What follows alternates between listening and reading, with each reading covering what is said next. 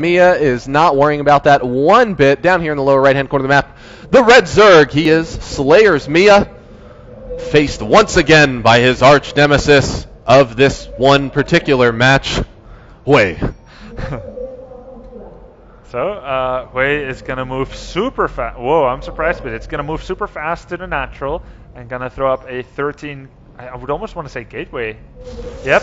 Yeah. Oh, wow. Nice. Okay. Yeah, you don't need to force that fast. So, super fast gateway on the ramp. And what we usually see is going to be maybe, well, I would guess gases and do like a zealot, one zealot, and then sentries expand. You get your expand slightly later, but you get a lot of early energy on your sentries, and you can do something like a 3 or a 5 gate follow-up after your expand.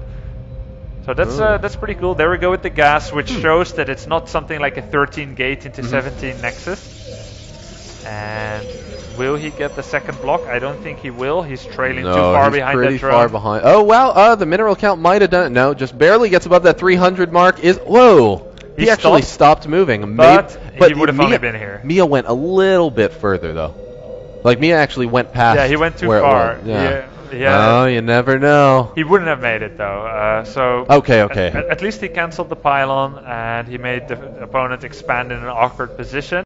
And now Miya notices, hey, you're not doing a forward fast expand. And the cool thing about this is, usually against someone who opens gateway on the ramp or something, you don't actually go super fast triple hatch. You just go 2 hatch. So what this means is that if Miya chooses to stay on 2 bases, he's going to have an awkward time between that 3rd and 1st. Yeah. So is Miya going to just still stubbornly take a 3rd? He's definitely going to pretend he is. But will he though? That's the question. Well, judging by his minerals, let's actually take a look at that larva for just a split second. He's not using all of the larva that he could, so 100% hatchery. So the best thing for Hui to do right now would be just a standard 4-gate all-in. 1 base, 4-gate all-in. That would be the best, theoretically, if he had all the facts. Well, actually, just win. When you select Hui, do you keep vision for long enough to see anything done afterwards? Like, did he build the hatchery too quickly? No. Yeah. Okay. You can see some unit movement, some drones, some links, but you can't actually see new buildings going down. Okay. So that Miya knows for a fact. That's actually a good question, because I don't think everyone knows that you can see unit movement for a while. Now for Hui, he's going to put up a nexus, and I don't know if that's a fake nexus or if it's going to be for real, but a 4-gate would be the theoretical best right now. Oh wow. Well, Hui doesn't worry about theories, man, because he'll do it his own way.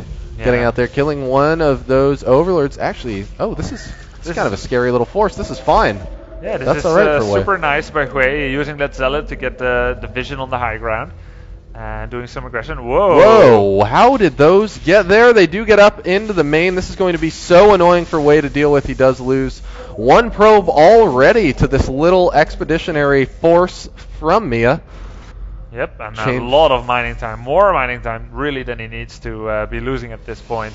The work account is in favor. That 1 sentry. Whoa, I am surprised that he ended up going into the probes once again. Yeah. He could have had a quick surround onto the sentry. Yeah, he could have tried. The Stalker was, of course, pretty close behind. Now, and I guess he had 1 force field. Look at Miya here. Miya is just choosing to continue making Zerglings. I'm super surprised by this. He senses some weakness, gonna kill this pylon here, and he has speedlings, so he says, I'm just gonna keep attacking you with links, and I don't think your force fields and your micro is gonna be good enough to hold me off. I'm super surprised by this. I don't think it's good, but it might work because it's so unexpected. And I mean, Miya's got the control to do it, right? If he's able to really keep his nerves solid and keep his head in the game, he can absolutely make it happen here. Yeah, but I mean, how can you control against how much knowledge does he have over on the? Is he seeing the rocks go down? Yep, the Ling's just barely a little bit too far into the map over there, adding that additional pylon so that he's going to have very clear vision, as he also brings the Stalker as well to start chipping away. No, I think this is a terrible decision. Oh no, is he going to land the force field? Oh, he doesn't oh need wait, to. actually he doesn't need to. This is fine. Yeah, he can just shoot. Whoa, it's open. No. Yeah, a single Ling went through. Are you sure? Yeah, for sure. For sure. He had to build another gateway. Oh, okay. Yeah. Yeah, maybe. Oh man, he could have just ran up with all of those Lings. That would have been devastating. This is going to be open soon too, but he's still protecting his cybernetic score. We have a total of 4 gateways going up here. The Stargate is about to finish. He can make a Void Ray with that. Mia finally realizing this is not going to work. It has decided to go up to more drones. He will kill the cybernetic. Might as well stop the stalkers and sentries for a little bit. Sweet. He trapped a lot of the links there, but of course the Zerg, he can go all the way back there. Yeah, well, and now it's going to be really expensive for him to kill those lings, right? Because you're either using too many force fields. Yeah, all the links got out there. And just go back to work on the right side. Oh, man, and Wei not responding as fast as he potentially could. Yep. Oh, also surprisingly not chipping away at those lings. I mean, yeah. Is he just going to let him kill the rocks? Maybe, yeah. I mean, I guess it's fine. Is he going to take his third anyway? Yeah, just like how you said. I mean, he's getting Phoenixes and a Forge, which means that he's going to go to a macro game now. Interesting. Now Mia just now starting his lair. Yeah. Mia was on 22 drones throughout the entire Ling attack, has now gone up to 47. Pretty surprising how fast that goes, but he's very far behind on all sorts of things. He has no roaches, no upgrades, and his lair is super late.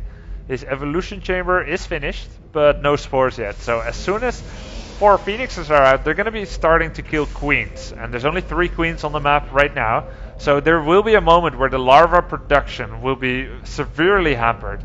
And I think Hui is looking great in this game. If he has the late game strategy and multitasking, this game is potentially looking super good for him.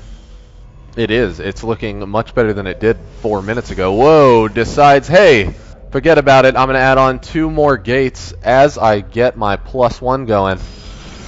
Yeah. This is, what does that put him at? 5? I think with the pylons here, he's definitely going to go all in, which is like super mind game because Phoenix never goes all in. Oh yeah, so here, is he going to have, is that 7? That's 7 gates? Yeah. Okay. And he's doing like a wall off here at the ramp, which the Overlord does see, so that makes it kind of obvious.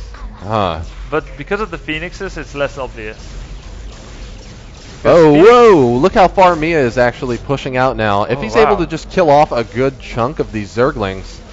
No, unfortunately not. The fantastic Overlord placement does mean that it bought him just enough time to get those Lings the hell out of dodge. And oh man, the Ling's going for a huge run by up into the natural out there, but that's a solid wall, so now he's going to have to start chipping away at all of the warp gates. Whoa, Wei deciding that he's just going to push down anyway. Now he's not going to have the production that he so wants through this unless he scrambles and buys himself enough time.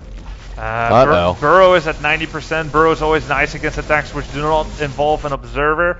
And Mia does not finish off the warp gates, so Wei is going to have plenty of production over here, but is he going to be able to follow it through with the control that he needs? He's already losing almost one of those sentries. Oh, and the Zerglings are not going to be able to join the fight. Stuck out at the bottom of the ramp with those force fields, but now we don't see the Phoenixes in play. We're not seeing any of the roaches lifted off, and we're also only seeing the additional warp-ins so far away up above the engagement. Yeah, and Rob, this was a fight with only sentries. Now I like sentries, but I'm in. Only sentries? I mean, 1,300 minerals. He needed to have like 8 stalkers behind it.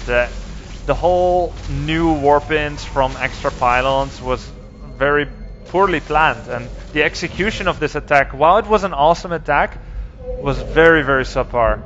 Well, he could have used, like, there was that second pylon, I don't know. When you have 2 pylons warping in, right? Like you warp in one forward pylon as you're working your way across the map. You warped it in down at the second Zelnaga watchtower, and then you warp the second one right in front of the natural. Yeah.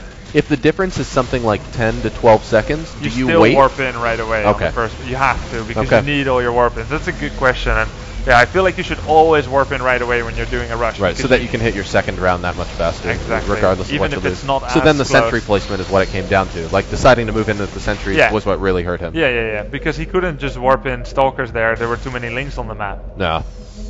What a bummer. But hey, Wei still holding on there. Now he does not have any detection still. So that means that those roaches are going to be able to unburrow, hit a couple units, burrow again. We don't see a single robo in play from Wei. Oh, there we go. Wow, actually there's a robo right there, but there's no observer. There we go. Okay. It was like, well, well, no, he can't have a robo, right? Because he's not building an observer. Yeah. And there it goes. A couple cannons also being built directly on top of the roaches. They decide, all right, we'll do what we can. And there all the roaches are going to be dying. The roaches down the ramp will be able to run away, and that's some nice kills for Hui here. Miya playing some kind of power play, taking his 4th and 5th base here and making Hydralisks. That's an excellent choice against the mostly gateway army. Hydralisks are really good. Yeah. I wish we saw them more. I've actually heard a lot about this really wild ZVP build where you actually build like 10 Hydralisks towards the mid game to like chip at their wall. Like when you go FFE, I end up just using the Hydras to chip at your wall so that it'll buy enough time, and you'll just either use all of your gas on sentries trying to force field me out, or you just like lose. Yeah. It sounds like a pretty cool build. If you use Overlord Vision and you get range, you can shoot at the wall from like so over here, far away, where force fields can't reach you. That's pretty cool. These Hydras. That's a lot of Hydras. Yeah. And we don't see any Colossi in play. We certainly don't see Thermal Lance if there's no Colossi. Yeah. So that means that those Hydras are going to be able to pretty much carve straight through a lot of those gateway units. The first Colossus production has begun. Oh man, that Immortal not going to be as effective as he'd like it to be against those Hydras because they hit small and fast. Yeah, exactly. Right? They're pretty much like the exact unit that you want to be fighting an Immortal with. Yeah. I mean, aside from Zerglings, I guess.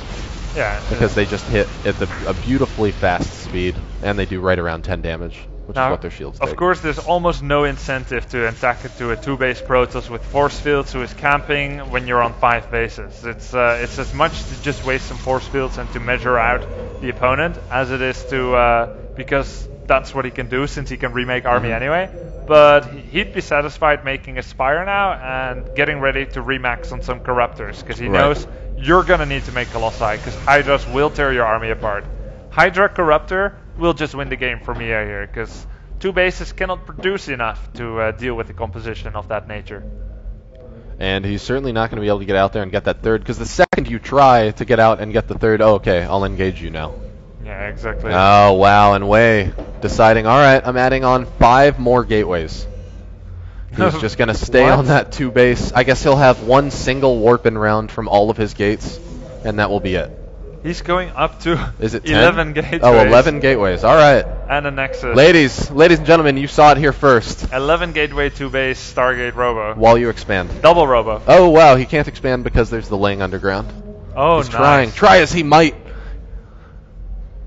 Yeah. And in the meantime, 3,000 minerals already for the Zerg, who's making 8 Corruptors. And it's going to max out on 200 supply with 30 Hydralisks, 8 Corruptors, 14 Roaches, and 7 Zerglings on 5 bases. Yeah, lots of Corruptors now joining the fight as we start to see them slither through the skies.